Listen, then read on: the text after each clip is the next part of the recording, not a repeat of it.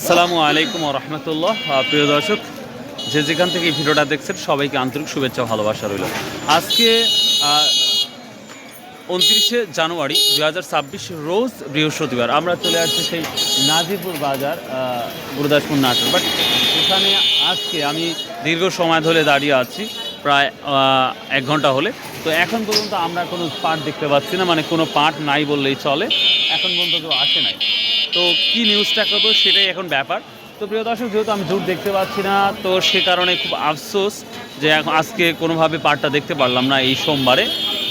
তো এখন আমি যেহেতু পাট পাচ্ছি না, তো গোটা বাংলাদেশের তথ্য অনুযায়ী আমরা দেখতে পাচ্ছি 49 থেকে শুরু করে 52, 5250 টাকা, অর্থাৎ 5200 টাকা পর্যন্ত বা 5250 টাকার মতো পাট বাজার শুনেছি। তো আজকের এখন যেহেতু সকাল, তো বিভিন্ন বাজারের তথ্য এখন পর্যন্ত আমি পাই নাই। তো আমার ধারণা এই বাজারে বর্তমান সময় যাচ্ছে।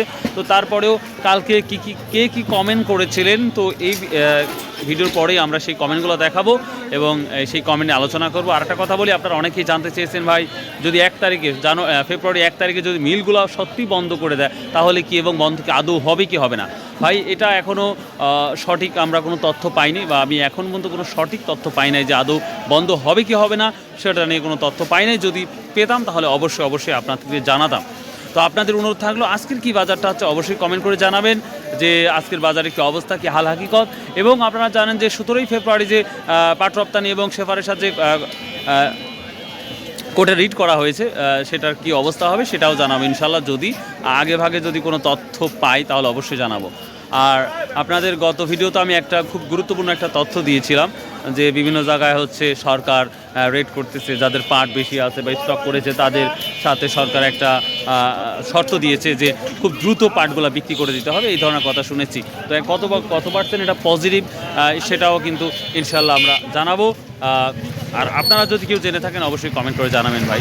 তো চলুন যাওয়া যাক, আজকের কমেন্ট পড়েই আমরা আজকের ভিডিওটা শেষ করবো ইনশাল্লাহ। আর যারা এই ভিডিওটা দেখছেন অবশ্যই চ্যানেলটা সাবস্ক্রাইব করবেন, শেয়ার করবেন। আর ভাই, আমার জন্য অবশ্যই দোয়া করবেন, আপনার জন্য দোয়া করি আপনারা যেন সবাই ব্যবসা লাভবান হন। তবে অবশ্যই হালাল উপায়ে আপনারা ব্যবসা করার চেষ্টা করবেন, কারণ ব্যবসার অর্থ 3টা। ব্যবসা হচ্ছে, আমরা আজকে যদিও এর আগে বলেছি, তারপরে আমি বললাম, ব্যবসার মিনিংটা আমরা 95% বা 99% আমরা বিজনেসম্যান জানি না যে what is the meaning of business, বিজনেসের বা ব্যবসার মিনিংটা কী। ব্যবসার মিনিং আমি এক ভদ্রের কাছে শিখেছিলাম, আমি সেটাই বললাম বা বলতেছি। দেখুন, ব্যবসা অর্থাৎ 2টা ব, একটা দন্তের স। তো এই ব্যবসার মিনিংটা হচ্ছে, প্রথম বয় আমরা ব্যবহার বলতে পারি, দ্বিতীয় বয় আমরা বলতে পারি বিশ্বাস, আর দন্তের সতে সততা। সো ব্যবহার, বিশ্বাস, সততা, এই 3টা জিনিস যদি সঠিকভাবে রাখা যায়, আল্লাহর রহমতে আল্লাহ তাকে অবশ্যই বরকত দেবে। আর ভালো কাজে অবশ্যই একটু দেরিতে হয়, মানে ব্যবসাটা আমার মনে হয় একটু দেরিতে হয়। যদি আপনার আত্মবিশ্বাস এবং সততা, ব্যবহার, বিশ্বাস 3টা জিনিস থাকে, তাহলে ইনশাল্লাহ আল্লাহ অবশ্যই আল্লাহ ডেভেলপ করবে আমাদের সবাইকে। সো আল্লাহ হাফেজ, আসসালামু আলাইকুম রহমতুল্লাহ। চলুন যাওয়া যাক, কমেন্টগুলো পড়ে নিই। এখানে একটি ভাই কমেন্ট করেছে যে যখন পাটের দাম হাটে কম থাকে, কৃষক লসে থাকে, তখন এসব কর্মকর্তা কর্মচারীর ঘুম ভাঙে না কৃষকের জন্য, তখন তো কোনো কথা বলে না। ভাই সুন্দর একটি কমেন্ট করেছেন, যে এত সুন্দর একটা কমেন্ট করেছেন যে আসলে যখন কৃষক মারা যায় হাটে, যখন পাট নিয়ে আসে, তখন কিন্তু সত্যি এই কর্মকর্তা বা বাংলাদেশ গভর্নমেন্টের যেই রুলগুলো, সেটা কিন্তু আর প্রয়োগ থাকে না। যখনই দামটা যখন বেড়ে যায়, যখন কৃষকের পকেটে কিছু টাকা ঢোকে এবং ব্যবসায়িকরা যখন লাভের একটা মুখ দেখতে চায় বা পারে, তখন কিন্তু এই বিষয়গুলো আমরা চোখে দেখি। তো আসলে সত্যি এটা অন্যরকম একটা ব্যাপার। তো দেখি আরেকটি ভাই কি কমেন্ট করেছে। এখানে একটি ভাই কমেন্ট করেছে, মজুদ করবে না, ঠিক আছে, তাহলে রপ্তানি চালু করে দিক। হ্যাঁ, খুব সুন্দর একটা কথা বলেছে যে মজুদ আমরা করব না বা ব্যবসায়িক যারা করবে না, কিন্তু রপ্তানি চালু করুক, তাহলে তার মজুদ থাকে না। এটা সত্য কথা, কারণ যদি রপ্তানি হয় তাহলে তার মজুদ থাকবে না, তাহলে সরাসরি রপ্তানি কন্টিনিউ চলবেই। So thanks for bro. এখানে একটি ভাই কমেন্ট করেছে যে একটি নিউজ দেখলাম যে 1 ফেব্রুয়ারি নাকি সব মিলগুলো বন্ধ ঘোষণা দিচ্ছে, আসলে কি? আসলে ভাই, এখন পর্যন্ত যে মিল বন্ধ হয়ে যাবে এই ধরনের আমি কোনো তথ্য পাই নাই, তবে শুনতেছি যে বন্ধ হবে, কিন্তু আসলে ইম্পসিবল এটা মনে হচ্ছে, কারণ বাংলাদেশে আমাদের এখনো পাট আছে, সেই ক্ষেত্রে মিল বন্ধ হওয়ার সম্ভাবনা কম আশা করা যাচ্ছে। তবে পাট যদি প্রয়োজন হয় তাহলে অবশ্যই মিল মালিকের তো পাট কিনতে হবে, আর কিনলেই কিন্তু পাটের দাম আশা করি সামনে আগানো আগানোর সম্ভাবনা অনেকটাই বেশি ইনশাআল্লাহ। তো প্রিয় দর্শক, বরাবরই বলে থাকি ভাই, আমরা ভিডিও তৈরি করি আপনাদের শুধু মার্কেট প্লেসটা বা কী দাম যাচ্ছে সেটাই আলোচনা করার জন্য, এবং বিভিন্ন তথ্য পাই, সেই তথ্য অনুযায়ী কিন্তু আপনাদের সামনে আমরা প্রেজেন্টেশন করি ইনশাআল্লাহ শতভাগ সঠিক।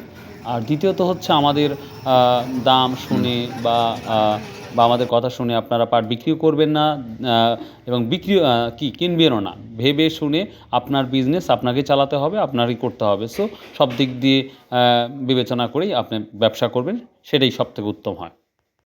এখানে একটি ভাই কমেন্ট করছে, যারা বিজনেসের সময় লোকাল ব্যবসায়ীর পাট কিনে ওই সময় তারা যদি পাট না কিনে তাহলে কৃষক তার পাটের ন্যায় দাম পাবে না।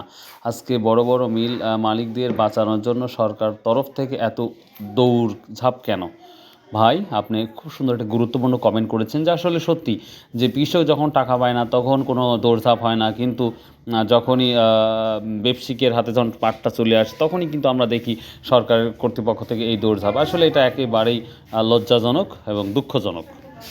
প্রিয় দর্শক, আরেকটি ভাই কমেন্ট করেছে, ভাইয়া কোনো কৃষকের ঘরে পাট নেই। আসলে সত্যি রিয়েলি কোনো কৃষকের ঘরে পাট নাই। এখন বর্তমান যেটা বোঝা যাচ্ছে, সত্যি কৃষকের ঘরে কোনো পাট দেখা যাচ্ছে না।